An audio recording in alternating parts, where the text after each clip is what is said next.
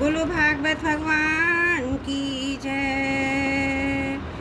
16वां अध्याय, प्रथम स्कंद का 16वां अध्याय। परीक्षित की विजय तथा धर्म और पृथ्वी का संवाद। सूर्य जी कहते, शौनक जी, पांडवों के महाप्रयाण के पश्चात भगवान के परम भक्त राजा परीक्षित श्रेष्ठ ब्राह्मणों की शिक्षा के अनुसार पृथ्वी का शासन करने लगे। उनके जन्म के समय ज्योतिषियों ने उनके संबंध में जो कुछ कहा था, वास्तव में वे सभी महान गुण उनमें विद्वान थे। उन्होंने उत्तर की पुत्री इरावती से विवाह किया।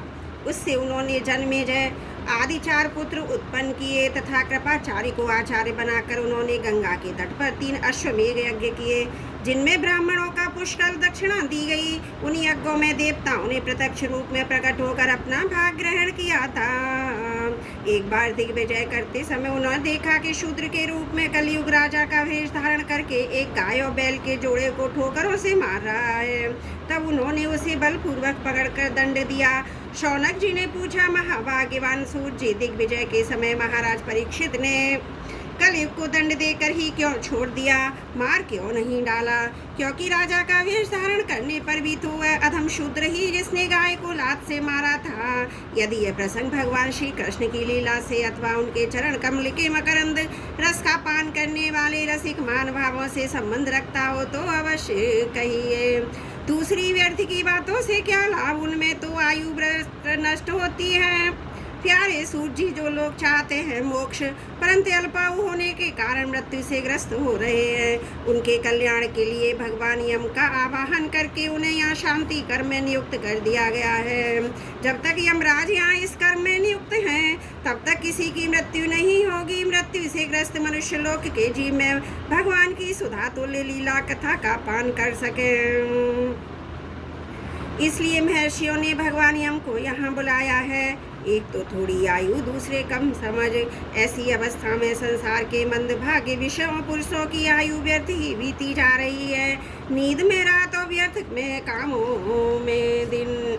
सूर्य जी ने कहा, जिस समय राजा परीक्षित कुरु जांगल देश में सम्राट के रूप में निवास कर रहे थे, उस समय उन्होंने सुना कि मेरी सेना द्वारा सुरक्षित साम्राज्य में कलयुग का प्रवेश हो गया है। इस समाचार से उन्हें दुख तो बहुत हुआ, परंतु यह सोचकर कि युद्ध करने का अवसर हाथ लगा, वे उतने दुखी नहीं हुए। इसके बाद युद्धवीर परीक्षित ने धनुष हाथ में ले लिया। वे श्याम वर्ण के घोड़ों से जुते हुए सिंह की ध्वजा वाले सुसज्जित रथ पर सवार होकर दिग्विजय करने के लिए नगर से बाहर निकल पड़े। उस समय रथ, हाथी, घोड़े और पैदल सेना उनके साथ साथ चल रही थी। उन्होंने भद्राश्व, केतुमाल, भारत, उत्तर कुरु और किम्पुरुष आदि सभी वर्षों को जीतकर वहां के राजाओं से भेंट ली। उन्हें इन देशों में सर्वत्र अपने पूर्वज महात्माओं का सुवर्ष सुनने को मिला। उस यशोगान से पद पद पर भगवान श्री कृष्ण की महिमा प्रकट होती थी। इसके साथ ही उन्हें यह भी सुनने को मिलता था कि भगवान श्री कृष्ण के अश्वत्थामा के ब्रह्मास्त्र की ज्वाला से किस प्रकार उनकी रक्षा की थी। यदुवंशी और पांडवों में परम कितना प्रेम था। पांडवों की भगवान श्री कृष्ण में कितनी भक्ति थी। जो लोग उन्हें ये चरित्र सुनाते, उन पर महामना राजा परीक्षित बहुत प्रसन्न होते। उनके नेत्र प्रेम से खुल उठते। वे बड़ी उदारता से उन्हें बहुमूल्य वस्त्र और मणियों के हार उपहार रूप में देते। वे सुनते हैं कि भगवान श्री कृष्ण प्रेम परवश होकर पांडवों के सारथी का काम किया, उनके सभासद बने, यहाँ तक कि उनके मन के अनुसार काम करके उनकी सेवा भी की। उनके सखा तो थे ही, दूत भी बने। वे रात को शस्त्र ग्रहण करके वीरासन से बैठ जाते और शिविर का पहरा देते। उनके पीछे पीछे चलते, स्तुति करते तथा प्रणाम करते। इतना ही नहीं, अपने प्रेमी पांडवों के चरणों में उन्होंने सारे जगत को झुका दिया। तब परीक्षित की भक्ति भगवान श्री कृष्ण के चरण कमलों में और भी बढ़ जाती। इस प्रकार वे दिन दिन पांडवों के आचरण का अनुसरण करते हुए दिग्विजय कर रहे थे।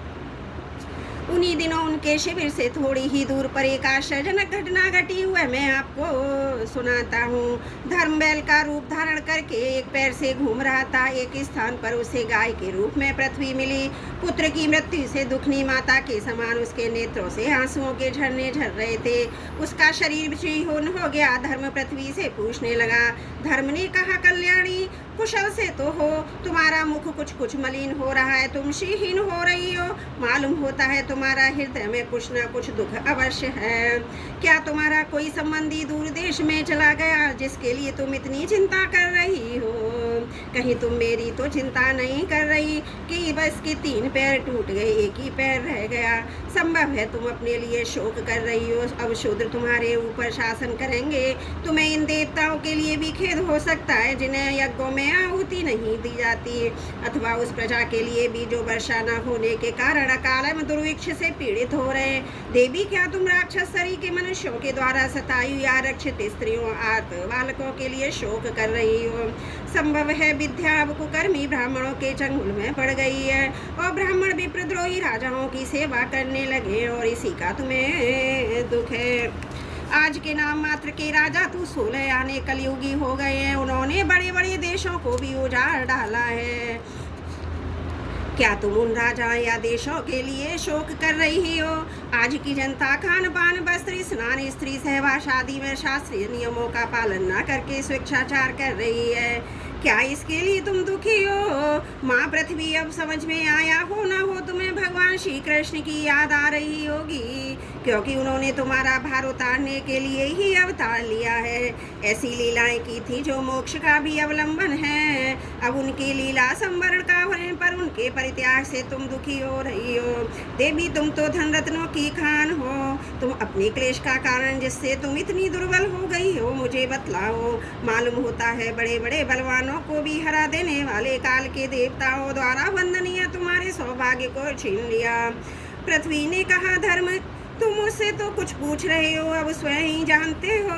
जिन भगवान के सहारे तुम सारे संसार को सुख पहुंचाने वाले चारों चरणों से युक्त थे, जिनमें सत्य, पवित्रता, दया, क्षमा, त्याग, संतोष, सरलता, शम, दम, तप, समता, तितिक्षा, उपरति, शास्त्र, विचार, ज्ञान, वैराग्य, ऐश्वर्य, वीरता, तेज, बल, स्मृति, स्वतंत्रता, कौशल, कांति, धैर्य, कोमलता, निर्भीकता, विनयशील, साहस, उत्साह, बल, सौभाग्य, गंभीरता, स्थिरता, आस्तिकता, कीर्ति, गौरव और निरहंकारता, ये 39 प्रकार गुण और महत्वाकांक्षी पुरुषों के द्वारा वांछनीय शरणागत बतसा आदि और भी बहुत से महान गुण उनकी सेवा करने के लिए नित्य निरंतर निवास करते हैं, एक क्षण के लिए भी उनसे अलग नहीं होते।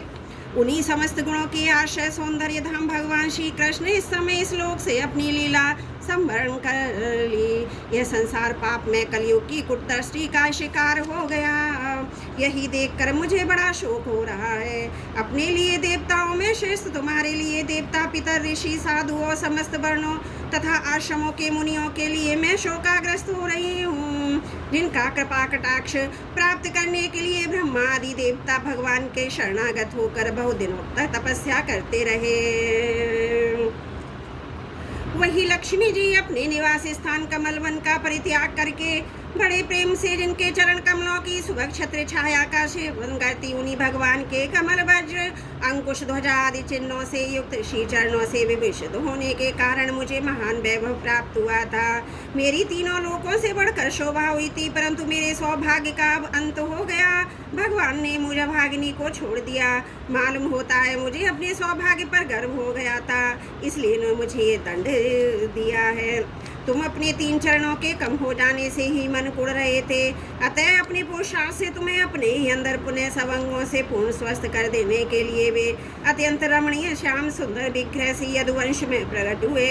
मेरे बड़े भारी भार को जो असुरवंशी राजाओं की सैकड़ों अक्षौणियों के रूप में था नष्ट कर डाला, क्योंकि वे परम स्वतंत्र थे, जिन्होंने अपनी प्रेम भरी चितमन मनोहर मुस्कान और मीठी मीठी बातों से सत्यभामा आदि मधुमयी माननियों के मान के साथ धीरज को भी छीन लिया था, और जिनके चरण कमलों के स्पर्श से मैं निरंतर आनंद से पुलकित रहती थी। उन पुरुषोत्तम भगवान श्री कृष्ण का विरह भला कौन सह सकते हैं। धर्म और पृथ्वी इस प्रकार आपस में बातचीत कर ही रहे थे कि उसी समय राज ऋषि परीक्षित पूर्ववाहिनी सरस्वती के तट पर आ पहुँचे। बोलो भागवत भगवान की जय। प्रथम स्कंद 16वां अध्याय समाप्त। त्रुटियों के लिए क्षमा प्रार्थी हूँ। प्रथम स्कंद 17वां अध्याय महाराज परीक्षित द्वारा कलयुग का दमन। सूत जी कहते, शौनक जी वहाँ पहुँच राजा परीक्षित ने देखा एक बार राजवेशी शूद्र हाथ में डंडा लिए हुए हैं और गाय बैल के एक जोड़े को इस तरह पीटते जा रहे जैसे उनका कोई स्वामी ही न हो। वह कमल तंतु के समान श्वेत रंग का बैल एक पैर से खड़ा कांप रहा था। शूद्र की ताड़ना से पीड़ित और भयभीत होकर मूत्र त्याग कर रहा था। धर्मोपयोगी दूध घी आदि भविष्य पदार्थों को देने वाली वह गाय भी बार बार शूद्र के पैरों की ठोकरें खाकर अत्यंत दीन हो रही थी। एक तो वह स्वयं ही दुबली पतली थी, दूसरे उसका बछड़ा भी उसके पास नहीं था। उसे भूख लगी हुई थी, उसकी आंखों से आंसू बहते जा रहे थे। स्वर्ण जटित रथ पर चढ़े हुए राजा परीक्षित ने अपना धनुष चढ़ाकर मेघ के समान गंभीर वाणी से उसको ललकारा। अरे तू कौन है? तू बलवान होकर भी मेरे राज्य के इन दुर्लभ प्राणियों को बलपूर्वक मार रहा है। तूने नट की भांति वेश तो राजा का सा बना रखा है, परंतु कर्म से तू शूद्र जान पड़ता है। हमारे दादा अर्जुन के साथ भगवान श्री कृष्ण के परम धाम पधार जाने पर इस प्रकार निर्जन स्थान पर निरपराधों पर अपहार करने वाला तू अपराधी है, अतः वध के योग्य है। उन्होंने धर्म से पूछा, कमलनाल के समान आपका श्वेत वर्ण है, 3 पैर ना होने पर भी आप एक पैर ही से चलते फिरते हैं। यह देखकर मुझे बड़ा कष्ट हो रहा है। बतलाइए, आप क्या बैल के रूप में क्यों देवता हैं क्या?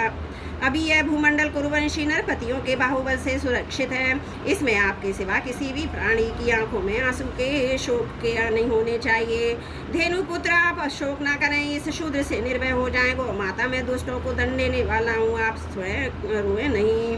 आपका कल्याण हो देवी। जिस राजा के राज्य में दुष्टों के उपद्रव से सारी प्रजा त्रस्त रहती है, उस मत वाले राजा की कीर्ति, आयु, ऐश्वर्य और परलोक नष्ट हो जाते हैं। राजाओं का परम धर्म यही है कि वे दुखियों का दुख दूर करें। यह महादुष्ट और प्राणियों को पीड़ित करने वाला है, अतः मैं अभी इसे मार डालूंगा। सुरभिनंदन, आप तो 4 पैर वाले जीव हैं, आपके 3 पैर किसने काट डाले? श्री कृष्ण के अनुयायी राजाओं के राज में कभी कोई भी आपकी तरह दुखी ना हो। वृषभ, आपका कल्याण हो। बतलाइए, आप जैसे निरपराध साधुओं का अंग भंग करके किस दुष्ट ने पांडवों की कीर्ति में कलंक लगाया? जो किसी निरपराध प्राणी को सताता है, उसे चाहे वह कहीं भी रहे, मेरा भय अवश्य होगा। दुष्टों का दमन करने से साधुओं का कल्याण ही होता है। जो उदंड व्यक्ति निरपराध प्राणियों को दुख देता है, चाहे साक्षात देवता ही क्यों न हो, मैं उसकी बाजूबंद से विभूषित भुजा को काट डालूंगा। बिना आपत्ति काल की मर्यादा का उल्लंघन करने वालों को शास्त्र अनुसार दंड देते हुए अपने धर्म में स्थित लोगों का पालन करना राजाओं का परम धर्म है। धर्म ने कहा, राजन, आप महाराज पांडु के वंशज हैं, आपका इस प्रकार दुखियों को आश्वासन देना आपके योग्य ही है, क्योंकि आपके पूर्वजों के श्रेष्ठ गुणों ने भगवान श्री कृष्ण को उनका सारथी और दूत बना दिया था। नरेंद्र शास्त्रों के विभिन्न वचनों से मोहित होने के कारण हम उस पुरुष को नहीं जानते जिसने क्लेशों के कारण उत्पन्न होते हैं। जो लोग किसी भी प्रकार के द्वैत का स्वीकार नहीं करते, वे अपने आप को ही अपने दुख का कारण बतलाते हैं।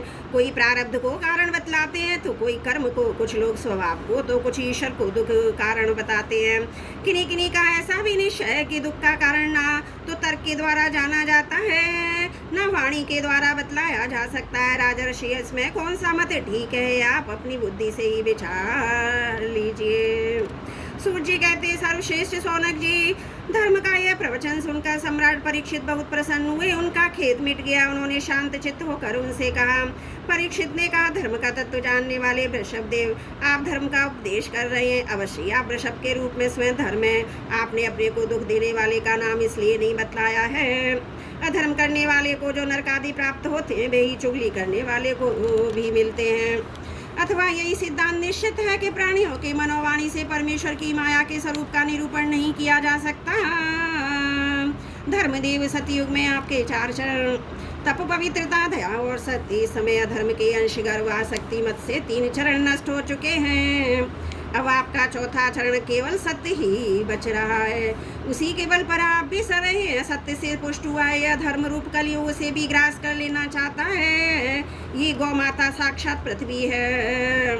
भगवान ने इनका भारी बोझ उतार दिया था। ये उनके राशि राशि सौंदर्य बिखरने वाले चरण चिन्हों से सर्वत्र उत्तमयी है हो गई हैं। अब ये बिछुड़ गई हैं। वे साध्वी अभागिनी के समान नेत्रों में जल भर कर ये चिंता कर रही हैं। अब राजा का स्वांग बनाकर ब्राह्मण 2 ही शूद्र मुझे भोगेंगे।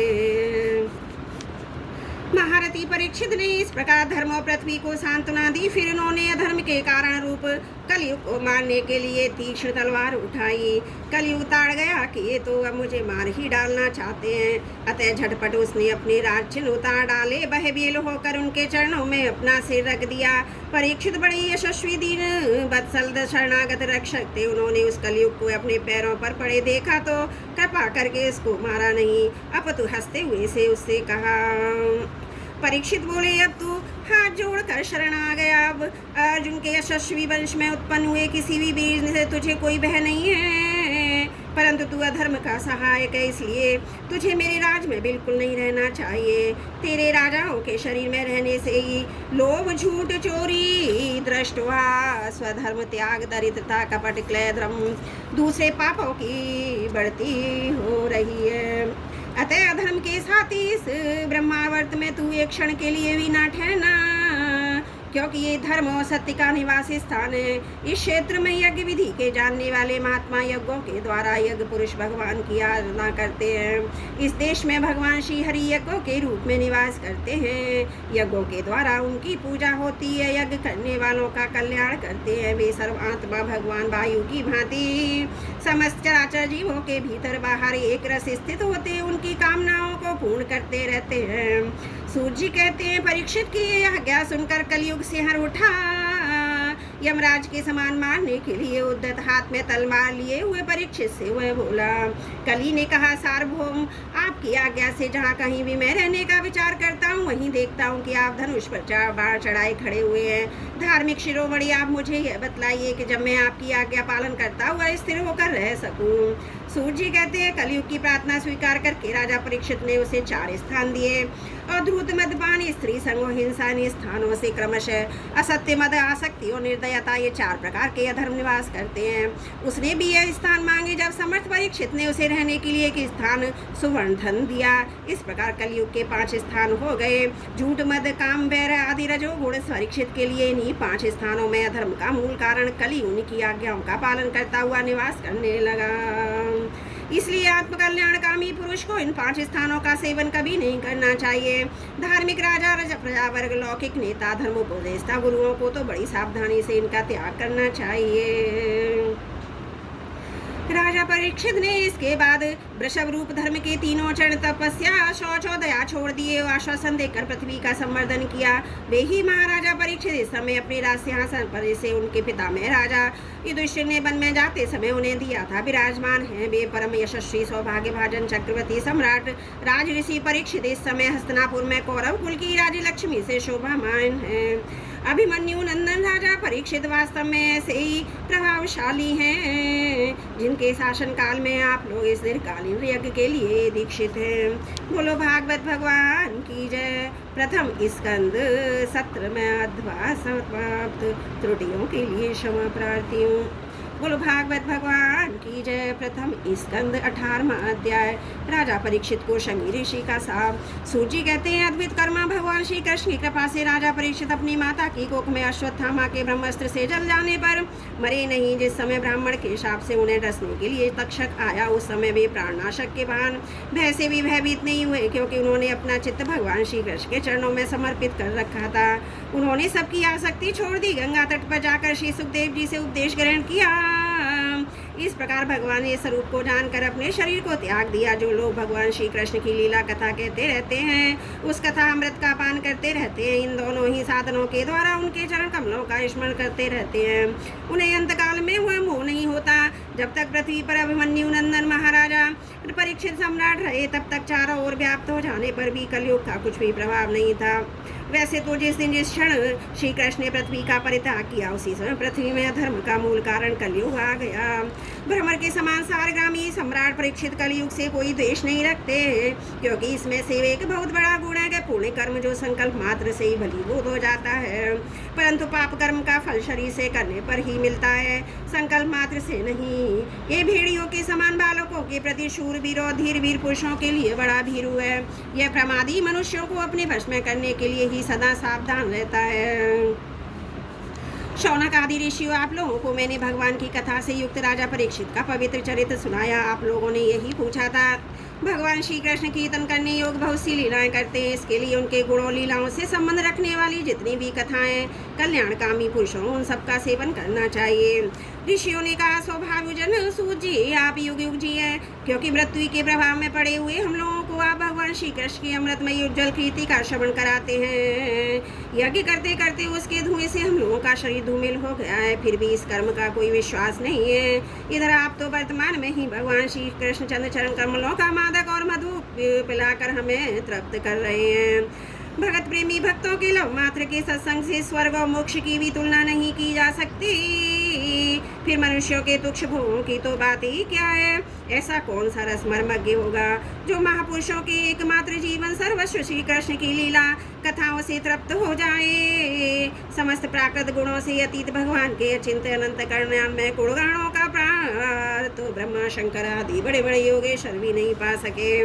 विद्वानों, आप भगवान को ही अपने जीवन का ध्रुवतारा मानते हैं, इसलिए आप सत्पुरुषों के एकमात्र आश्रय भगवान के उदार विशुद्ध चरित्रों का हम श्रद्धालु श्रोताओं के लिए विस्तार से वर्णन कीजिए।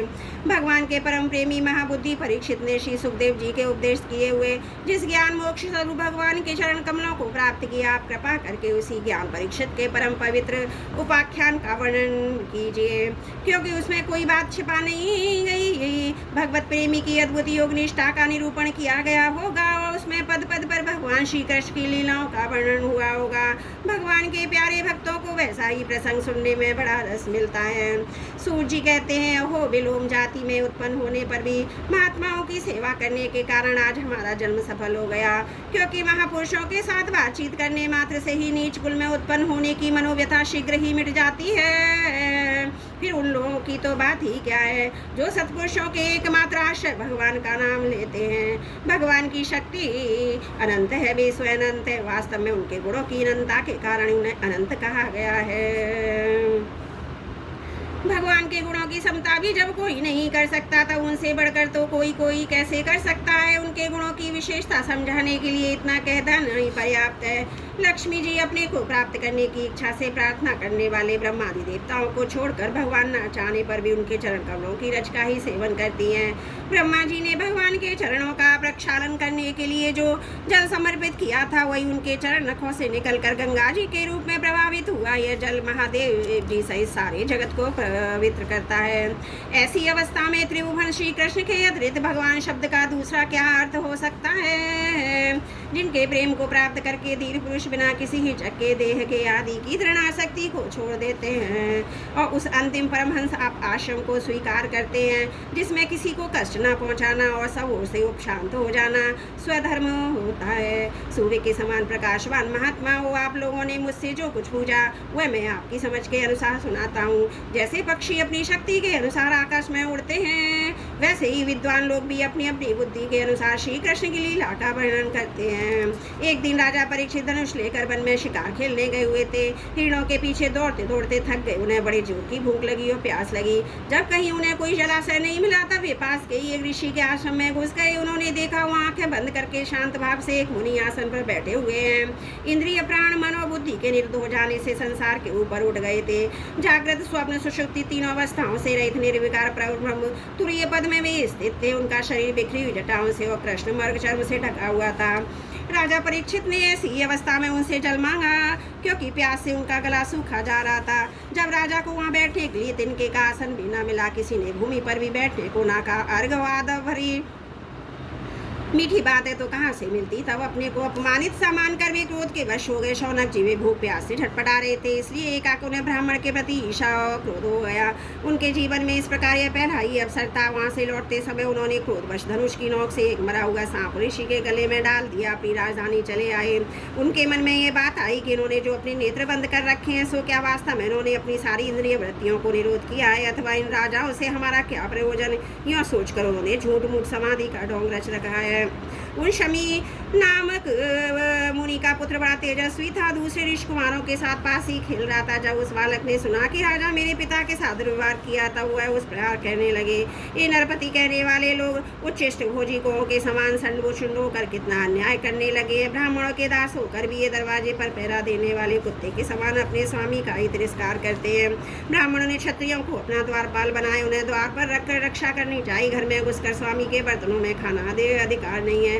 अतः उन मार्गमियों शासक भगवान श्री कृष्ण परम धाम पधार जाने पर इन मर्यादा तोड़ने वालों को आज मैं दंड देता हूँ। मेरा तपोबल देखो। अपने साथी बालकों से इस पाकर कौशल लाल लाल आंखों वाले इस ऋषि कुमार ने कौशिकी नदी के जल से आचमन करके अपने वाणी रूपी वज्र का प्रयोग किया। कुलांगार परीक्षित ने मेरे पिता का अपमान करके मर्यादा का उल्लंघन किया, इसलिए मेरी प्रेरणा से आज के 7वें दिन से तक्षक सर्प डस लेगा। इसके बाद यह बालक अपने आश्रम पर आया। अपने पिता के गले में सांप देखकर उसे बड़ा दुख हुआ, ढा मारकर रोने लगा। त्रिविर शौनक जी, समीक मुनि ने अपने पुत्र का रोना चिल्लाना सुनकर धीरे धीरे अपनी आंखें खोली। देखा कि उनके गले में एक मरा सांप पड़ा है। उसे फेंककर उन्होंने अपने पुत्र से पूछा, बेटा तुम्हें क्यों रो रहे हो?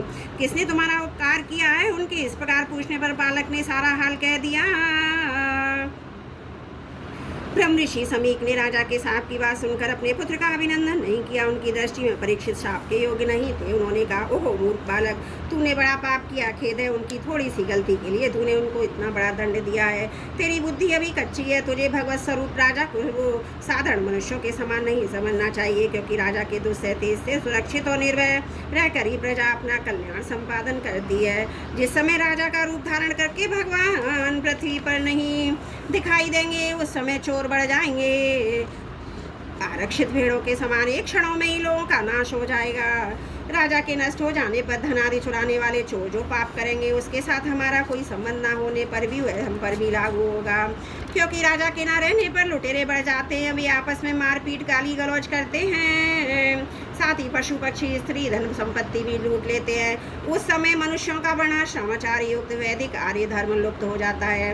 अर्थ लोभ और काम वासना के विवश होकर लोग कुत्तों बंदरों के समान वर्ण संकर हो जाते हैं। सम्राट परीक्षित तो बड़े ही यशस्वी और धर्म धुरंधर हैं। उन्होंने बहुत से अश्वमेध यज्ञ किए हैं। वे भगवान के परम प्यारे भक्त हैं। वे ही राजऋषि भूख प्यास से व्याकुल होकर हमारे आश्रम पर आए थे। वे शाप के योग कदापि नहीं है। इस नासमझ बालक ने हमारे निष्पाप सेवक राजा का अपराध किया है। सर्वात्मा भगवान कृपा करके इसे क्षमा करे। भगवान के भक्तों में भी बदला लेने की शक्ति होती है, परंतु वे दूसरों के द्वारा किए हुए अपमान, धोखेबाजी, गाली गलौज, आक्षेप, मारपीट का कोई बदला नहीं लेते।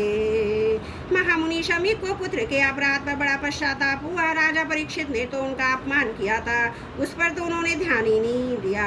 महात्माओं का स्वभाव ही ऐसा होता है कि जगत में जब दूसरे लोग उन्हें सुख दुख आदि द्वंद्वों में डाल देते हैं, तब वे भी प्राय हर्षित या व्यथित नहीं होते, क्योंकि आत्मा का स्वरूप तो गुणों से सर्वदा परे है। बोलो भागवत भगवान की जय। प्रथम स्कंद 18वां अध्याय समाप्त। त्रुटियों के लिए क्षमा चाहती हूँ। बोलो भागवत भगवान की जय। प्रथम स्कंद 19वां अध्याय। परीक्षित का अनशन व्रत और सुखदेव जी का आगमन। सूर्य कहते हैं, राजधानी में पहुंचने पर राजा परीक्षित को अपने इस निंदनीय कर्म के लिए बड़ा पश्चाताप हुआ। वे अत्यंत उदास हो गए। सोचने लगे, मैंने अपराध अपना तेज छिपाए हुए ब्राह्मण के साथ अनार्य पुरुषों के समान बड़ा नीच व्यवहार किया। यह बड़े खेद की बात है। अवश्य उन महात्मा के अपमान के फल स्वरूप शीघ्र ही शीघ्र मुझ पर कोई घोर विपत्ति आवेगी। मैं भी ऐसा ही चाहता हूँ, क्योंकि उससे मेरे पाप का प्रायश्चित हो जाएगा। फिर कभी भी ऐसा काम करने का दुस्साहस नहीं करूँगा। ब्राह्मणों की क्रोध अग्नि आज ही मेरे राज्य सेना भरे पूरे खजाने को जलाकर खाक कर दे, जिससे फिर कभी मुझ दुष्ट की ब्राह्मण देवताओं के प्रति ऐसी पाप बुद्धि न हो। वे इस प्रकार चिंता कर ही रहे थे कि उन्हें मालूम हुआ ऋषि कुमार के शाप से तक्षक मुझे डसेगा। उन्हें धधकती हुई आग के समान तक्षक का डसना वो तो भला मालूम हुआ। उन्होंने सोचा कि बहुत दिनों से मैं संसार के आसक्त रहा था, मुझे शीघ्र वैराग होने के कारण सब प्राप्त होगा। वे इस लोक और परलोक के भोगों को तो पहले से ही तुच्छ और त्याज्य समझते थे। अब उनका स्वरूप त्याग करके भगवान श्री कृष्ण की चरण कमलों की सेवा को सर्वोपरि मानकर आम्रण अनशन व्रत लेकर वे गंगा तट पर बैठ गए। गंगा जी का जल भगवान श्री कृष्ण के चरण कमलों को पराग देकर प्रभावित होता था, जो श्रीमती तुलसी की गंध से मिश्रित है। यही कारण है कि वे लोकपालों के सहित ऊपर नीचे के समस्त लोगों को पवित्र करती हैं। कौन ऐसा मरणासन पुरुष होगा जो उनका सेवन न करेगा। इस प्रकार गंगा जी के तट पर आमरण अनशन का निश्चय करके उन्होंने समस्त आसक्तियों का परित्याग कर दिया। वे मुनियों को व्रत स्वीकार करके अनन्य भाव से श्री कृष्ण के चरण कमलों का ध्यान करने लगे। उस समय त्रिलोकी को पवित्र करने वाले बड़े बड़े महानुभाव ऋषि मुनि अपने शिष्यों के साथ वहाँ पधारे। संत जन प्राय तीर्थ यात्रा के बहाने स्वयं तीर्थ स्थानों को ही पवित्र करते हैं। उस समय वहाँ पर अत्रि, वशिष्ठ, च्वन, श्रद्धान, अरिष्ट, नेमि, भृगु, अंगिरा, पाराशर, विश्वामित्र, परशुराम, अथर्य, इंद्र, प्रमद, यदुवा, मेधातिथि, देवल, आश्रिवेश, भारद्वाज, गौतम, पिप्पलादि, मैत्रेय और कपश, अगस्त, भगवान व्यास, नारद और इनके अतिरिक्त और भी कई शेष देवर्षि, महर्षि और अरुणादि राज ऋषियों का शुभ आगमन हुआ। इस प्रकार विभिन्न गोत्रों के मुख्य मुख्य ऋषियों को एकत्र देखकर सजान राजा का अपना यथोक्त सत्कार किया। उनके चरणों पर सिर रखकर वंदना की। जब जब लोग आराम से अपने अपने आसनों पर बैठ गए तब महाराजा परीक्षित ने उन्हें फिर से प्रणाम किया। उनके सामने खड़े होकर शुद्ध हृदय से अंजलि बांधकर वे जो कुछ कहना चाहते थे उससे सुनाने लगे। राजा परीक्षित ने कहा, अहो समस्त राजाओं में हम धन्यतम हैं, क्योंकि अपने शील स्वभाव के कारण हम आप महापुरुषों के कृपा पात्र बन गए हैं। राजवंश के लोग प्राय निंदित कर्म करने के कारण ब्राह्मणों के चरण धोवन से दूर पड़ जाते हैं।